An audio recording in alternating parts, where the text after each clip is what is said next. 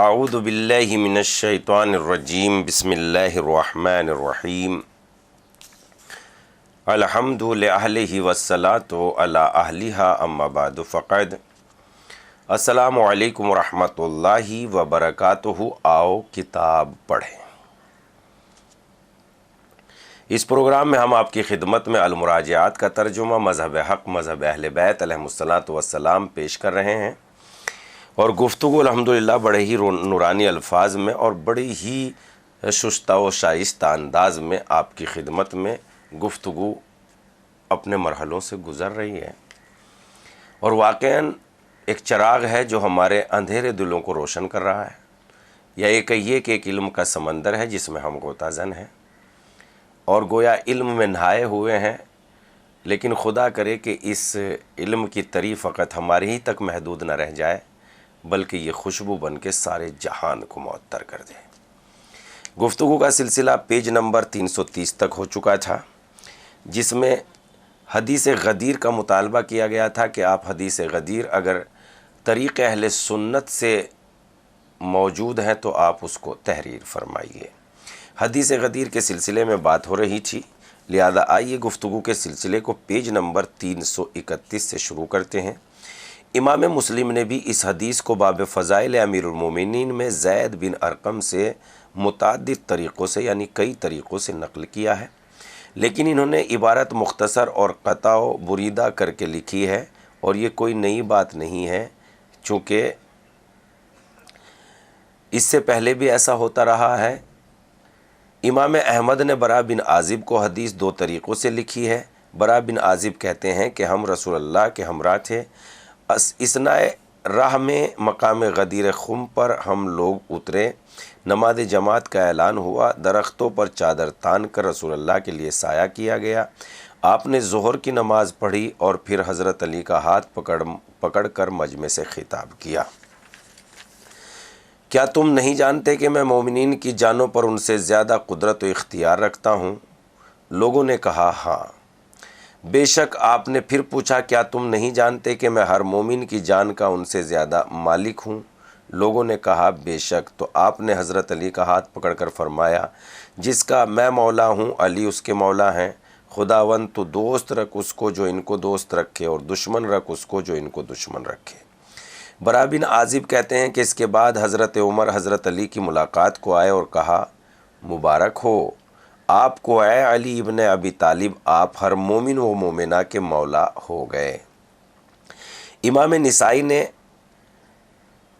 عائشہ بنت سعد سے روایت کرتے ہیں کہ وہ فرماتی ہیں کہ میں نے اپنے باپ کو کہتے ہوئے سنا، وہ کہتے تھے کہ میں نے یوم جوفہ رسول اللہ صلی اللہ علیہ وآلہ وسلم سے سنا کہ رسول نے حضرت علی کا ہاتھ پکڑا اور خطبہ ارشاد فرمایا، جس کے بعد حمد و ثناء الہی کے ارشاد کے بعد فرمایا، ایھا الناس انی ولیکم قال صدقت یا رسول اللہ، اے لوگوں میں تمہارا ولی ہوں۔ لوگوں نے کہا بے شک یا رسول اللہ، آپ سچ فرماتے ہیں۔ پھر آپ نے حضرت علی علیہ السلام کو اونچا کر کے فرمایا کہ یہ میرے ولی ہیں، اور میرے مرنے کے بعد میرے دیوان ادا کریں گے، جو ان کو دوست رکھے گا اس کا میں دوست ہوں، اور جو ان کو دشمن رکھے گا اس کا میں دشمن ہوں۔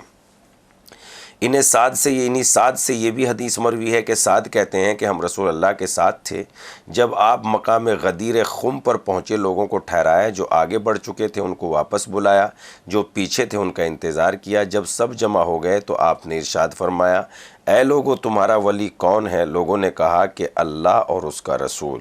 یہ سن کر آپ نے حضرت علی کا ہاتھ پکڑ کر انہیں کھڑا کیا اور ارشاد فرمایا، اللہ اور رسول جس کے ولی ہیں یہ بھی اس کے ولی ہیں، خداوند تو دوست رکھ اس کو جو علی کو دوست رکھے، اور تو دشمن رکھ اس کو جو علی کو دشمن رکھے، جو اس جوان کو دشمن رکھے۔ واقعہ غدیر کے متعلق بے حد و حساب حدیثیں موجود ہیں، اور وہ سب کی سب صریح نصوص ہیں اس بارے میں۔ حضرت علی آپ کی ولی عہد تھے، اور آپ کے بعد آپ کے جملہ امور کے مالک و مختار بھی آپ ہی تھے، جیسا کہ فضل بن عباس ابن ابی لہب کا ایک شعر ہے، رسول کے بعد ولی عہد علی ابن ابی طالب ہیں، اور ہر مقام پر آپ کے رفیق کار بھی ہیں۔ مکتوب نمبر 28 یعنی خط نمبر 28، بلا اتفاق تمام حضرات شیعہ مسئلہ خلافت میں جن احادیث سے استدلال کرتے ہیں ان حدیث کا متواتر ہونا بھی ضروری سمجھتے ہیں، بس انہی حدیثوں سے کام لیتے ہیں جو حد تواتر پر پہنچی ہوئی ہوں، کیونکہ امامت حضرات شیعہ کے یہاں اصول دین سے ہیں، لہذا آپ اس حدیث غدیر سے کیوں استدلال فرما رہے ہیں؟ کیونکہ اگر یہ حدیث غدیر، یہ حدیث حضرت اہل سنت کے یہاں صحیح طریقوں سے ثابت و مسلم بھی ہے تو متواتر قطعاً نہیں ہے۔ غالباً آپ سوال سمجھ گئے ہوں گے۔ جواب خط، 28ویں خط کا جواب، حدیث غدیر کا تواتر اور اس کی غیر معمولی اہمیت۔ ہم جن وجوہ سے یعنی جن وجہوں سے اس حدیث کو استدلال میں پیش کرتے ہیں وہ مکتوب نمبر 12 پر تفصیلاً ہم بیان کر چکے ہیں، برائے کرم ایک نظر پھر دیکھ لیے جائیں۔ اس کے علاوہ حدیث غدیر کا متواتر ہونا تو ایسا یقینی امر ہے جس میں کسی شک و شبے کی گنجائش ہی نہیں ہے۔ اس کے تواتر پر انسانی فطرت گواہ ہے، فطرت کے اصول شاہد ہیں۔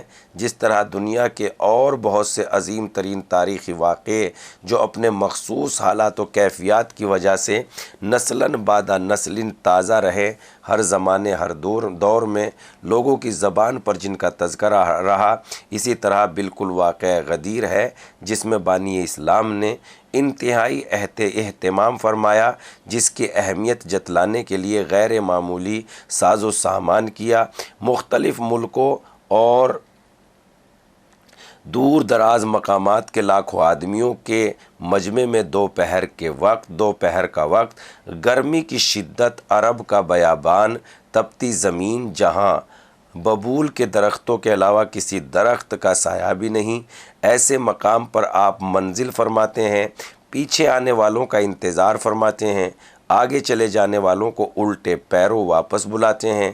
جب سب اکٹھا ہو لیتے ہیں تو کجاؤں کا ممبر تیار کیا جاتا ہے، آپ بالائے ممبر تشریف لے جاتے ہیں۔ مجمع میں بے چینی ہے، ایک اضطراب ہے، سبب کھلتا نہیں کہ آخر یہ منزل کیسی ہے، یہ اتنی تیاری کس مقصد کے لیے ہے، مگر راز کھلتا نہیں۔ سب کی آنکھیں رسول اللہ کے چہرے پر جمی ہوئی ہیں، سب کے کان آپ کی آواز پر لگے ہوئے ہیں۔ رسول ممبر پر پہنچ کر فصیح و بلیغ خطبہ ارشاد فرماتے ہیں، اس کے بعد سارے مجمع سے اپنے مالک و مختار ہونے کا اقرار لیتے ہیں۔ تمام مجمع سے آواز بلند ہوتی ہے، بے شک آپ ہماری جانوں پر ہم سے زیادہ قدرت و اختیار رکھتے ہیں۔ اس اقرار لینے کے بعد آپ حضرت علی علیہ السلام کو ممبر پر اپنے برابر کھڑا کرتے ہیں، تمام مجمع کو دکھا کر فرماتے ہیں، جس کا میں مولا ہوں اس کے یہ علی مولا ہیں۔ یہ سارا اہتمام اتنے عظیم الشان مجمع میں رسول اللہ کے اس اعلان سے مقصود صرف یہ تھا کہ زیادہ سے زیادہ وہ لوگ علی کے جانشین ہونے سے واقف ہو جائیں اور اپنے اپنے مقام پر پہنچ کر ہر شخص دوسرے کو بھی اس کی خبر دے تاکہ وہ سپیدی سحری کی طرح بحر و بر میں پھیل جائے۔ لہذا جو واقعہ اتنی اہمیت کا حامل ہو، جس میں اتنا اہتمام کیا جائے، تو کیا اسے اخبار و احاد میں شمار کیا جائے گا؟ یا ایسے واقعے کے متعلق یہ بھی کوئی کہہ سکتا ہے کہ ایک دو آدمی اس کے راوی ہیں؟ اس واقعے کی خبر تو یوں دنیا میں پھیلی ہوگی جیسے طلوع آفتاب کے وقت آفتاب کی کرنیں چپا چپا کو منور کر دیتی ہے، خشکی و تری دونوں میں اجالا پھیل جاتا ہے۔ حقیقت یہ ہے کہ حدیث غدیر سرچشمہ عنایات الہی ہے، نمونہ ہے اس کے لطف و کرم کا، کیونکہ اس حدیث کی خداوند عالم نے پیغمبر پر وحی فرمائی۔ اس میں قرآن مجید سمو کر نازل فرمایا، وہ کلام مجید جس کی تلاوت صبح و شام اہل اسلام کرتے ہیں، جسے خلوت و جلوت میں اپنے وظائف میں، نمازوں میں، ممبروں پر، مناروں پر پڑھتے ہیں۔ یا ایھا الرسول، بسم اللہ الرحمن الرحیم، یا ایھا الرسول بلغ ما انزل الیک من ربک وان لم تفعل فما بلغت رسالتہ واللہ یعصمک من الناس۔ اے رسول پہنچا دو اس چیز کو جو تم پر نازل کی گئی ہے، اگر تم نے نہ پہنچایا تو گویا تم نے کار رسالت ہی انجام نہیں دیا۔ ڈرو نہیں، خدا تم لوگوں سے محفوظ رکھے گا۔ اور جب رسول اللہ صلی اللہ علیہ وسلم نے وہ پیغام پہنچا دیا، پھر مجمع میں علی کے امام اور اپنے بعد جانشین ہونے کا اعلان کر دیا، تو خداوند عالم نے آیت نازل فرمائی، الیوم اکملت لکم دینکم واتممت علیکم نعمتی ورضیت لکم الاسلام دینا۔ آج کے دن ہم نے تمہارے لیے تمہارے دین کو کامل کیا اور تم پر اپنی نعمتیں تمام کی اور دین اسلام کو تمہارا دین بننا پسند کیا۔ جو شخص بھی ان آیات کا مطالعہ کرے، غور و فکر سے کام لے، تو خداوند عالم کی ان آیات و منت ہائے بے پایا پر سر جھکا کر رہے گا۔ جبکہ توجہ الہی اس مسئلے پر اس حد تک تھی تو تعجب نہیں ہے کہ رسول اللہ کے سامنے یہ مسئلہ انتہائی اہمیت کے ساتھ آیا، اس لیے کہ جب حضرت صلی اللہ علیہ وآلہ وسلم کی وفات کا وقت قریب پہنچا اور آپ حضرت کو اندازہ ہو گیا اب زندگی کے دن تھوڑے رہ گئے ہیں، تو حضرت نے بحکم خدا طے کیا کہ حج اکبر کے موقع پر بھرے مجمع میں علی کی ولایت و جانشینی کا اعلان کر دیا جائے۔ گو اس سے پہلے آپ ہر موقع اور محل پر اعلان فرما چکے تھے۔ اول جب اعلان رسالت فرمایا تھا اسی وقت علی کی جانشینی کا اعلان بھی کر دیا تھا۔ اس کے بعد جب بھی موقع ملا اعلان فرماتے رہے، جیسا کہ ہم گزشتہ اوراق میں بیان کر چکے ہیں، یعنی پہلے ہم تحریر کر چکے ہیں۔ لیکن ان اعلانات کو آپ نے کافی نہیں سمجھا۔ آپ نے منادی کرا دی کہ ہم اس سال حج آخر کرنے والے ہیں۔ رسول اللہ کے اس اعلان سے ظاہر ہے جو قدرتاً نتیجہ مرتب ہوگا، ہر گوشے سے مسلمان سمٹ کر آ کر رسول اللہ کے ساتھ اس عبادت میں شرکت کا ثواب حاصل کرے۔ رسول اللہ 1 لاکھ سے زیادہ مسلمانوں کے ہمراہ مدینے سے نکلے۔ جب عرفات کا دن آیا تو آپ نے تمام مسلمانوں سے خطاب کر کے ارشاد فرمایا، علی مجھ سے ہیں اور میں علی سے ہوں، میرے امور یا تو میں خود ادا کر سکتا ہوں یا علی۔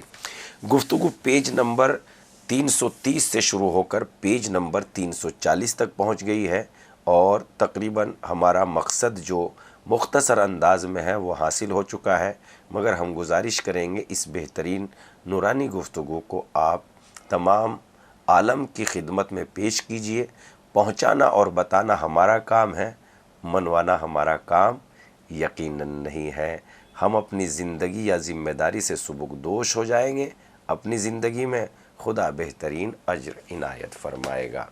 والسلام علیکم ورحمۃ اللہ۔